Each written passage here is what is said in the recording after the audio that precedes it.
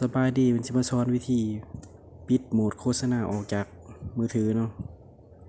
ก่อนอื่นเมื่อถ้าเขาแอป Google Chrome หลังจากนั้นเขาที่3ขีดข้างเทิงเนาะจำเข้าไว้ที่3ขีดข้างเทิงหลังจากนั้นเฮามาเข้าที่ตั้งค่ากดเข้าไปที่ตั้งค่าแล้วเลื่อนขึ้นไป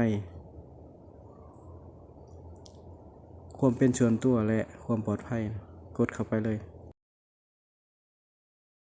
หลังจากนั้นมาเข้าที่ต่างข้อมูลการท่องเว็บหลังจากนั้นมาล้างข้อมูลกดไปที่ล้างข้อมูลเลยกดไปที่ล้างข้อมูลอีกครั้งกดตกลงก็เป็นการสำเร็จในการ